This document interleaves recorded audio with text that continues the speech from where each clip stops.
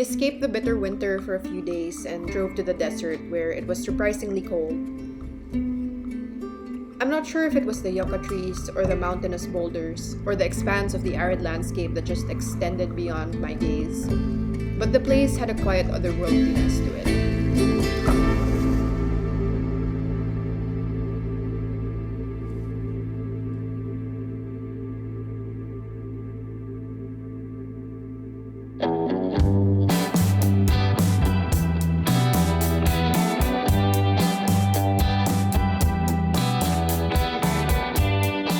This studio diary is a bit about finding painting reference photos, but more so about photography. I'll take you through this journey in the desert, talk about my photo process, and show you some paintings I ended up doing from those photos. Presenting photos in this video format is quite different for me, but it actually made me excited about creating personal photo work again. I work full-time as a photographer, and for the longest time, I just focused on my work.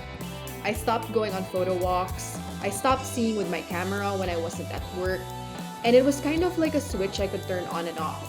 But this video medium reminded me of why I started photography in the first place.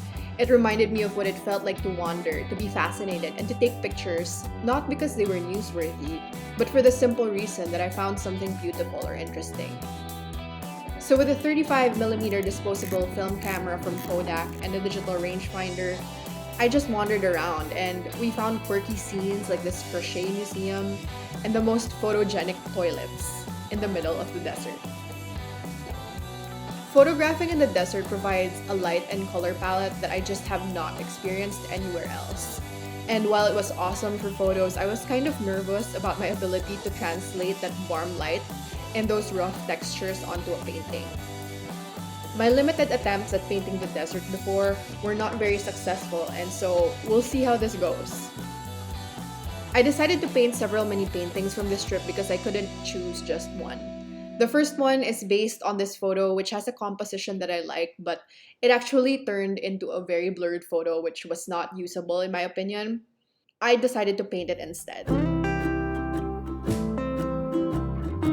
And this is what I like about preserving memories through a combination of photography and painting.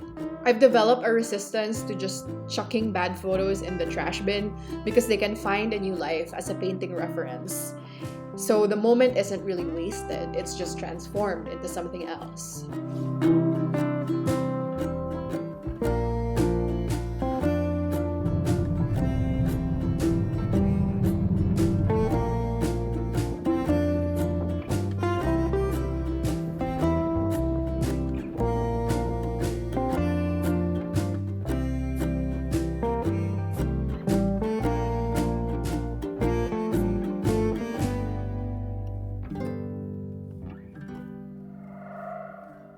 The sun was setting, and I wanted to take a picture of a dam in the middle of the desert.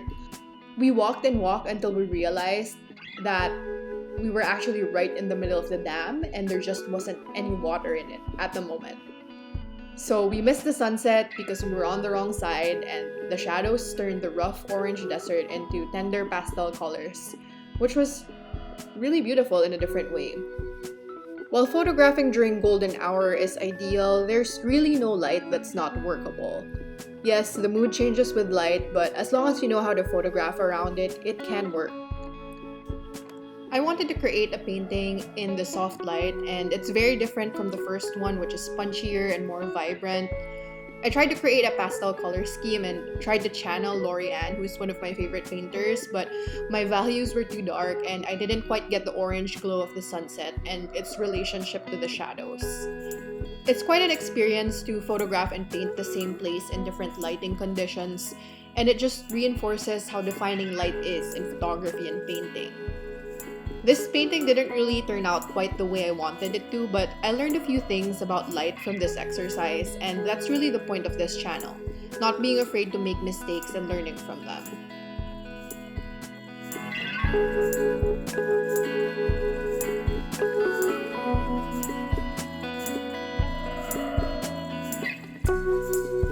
A few days later, I decided to give it another go and painted a similar scene I really tried to focus on getting the colors right for this one. Unfortunately, I wasn't able to film a video as I was painting this because I was lazy and I also didn't want to fall into the trap of feeling like I need to film everything I paint. This is another painting I created after the first two, and it's based on one of many beautiful pictures that David took.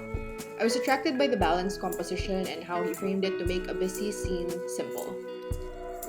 I know a lot of painters don't like showing reference photos of their work because people end up comparing how close the painting is to a reference, when that's really not the point.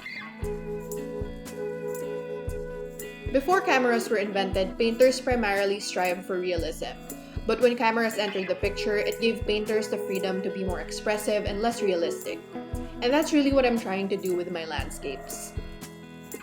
I personally learn from seeing how photos are interpreted, and maybe that's the photographer or the amateur painter in me speaking, but when I look at a painting and a photo side by side, I feel like I learn a little bit about how the artist sees the world. So I'm not trying to copy my own photos. I see my paintings and photos as two pieces that are in conversation with each other. So moving forward, this channel will be about painting and photography, and sometimes how those two play into each other.